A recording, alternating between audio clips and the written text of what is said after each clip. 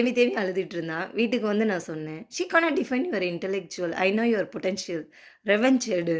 அம்மா நான் இருக்கேன்டா தங்க புள்ள. உனக்கு நம்ம 2 பேரும் சேர்ந்து ஹோம் ஒர்க் செய்வோம். எல்லாமே நான் இருக்கிறேன். உனக்கு ஹெல்ப்பா இருக்கிறேன்." அப்படின்னு சொல்லுவேன்.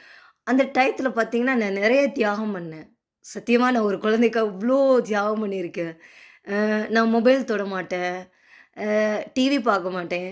அ ஒர்க்க வந்து ஆல்ஃபா கம்மி பண்ணிட்டு, என் பையனுக்காக ஹோம் ஒர்க் செய்றதும் சரி, அ என் பையன் இப்ப சொல்றான், "நான் இந்த நிலைமைக்கு வந்ததுக்கு காரணம் எங்க அம்மா தான்" அப்படின்றான்.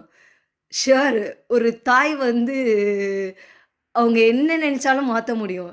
எ எ அந்த ஆசிரியர் சொன்ன அதே வார்த்தைய "நீ முட்டாள்ன்னு" சொல்லி நான் ஒண்ணும் என் பையன சீல் குத்தவே இல்ல. ஸோ இது இது எல்லா அம்மாக்களுக்கும் இந்த மனநிலை வரணும். ஒருத்தங்க என்ன சொல்றாங்களோ, அதையே நம்ம பிள்ளைங்கள அப்படியே இது பண்ணிருவோம். அவங்க சொன்னாங்கல்ல, நீ அப்படிதான் அப்படின்னு. ஸோ அந்த மாரி இல்லைன்றதுக்கு நானும் ஒரு உதாரணம்.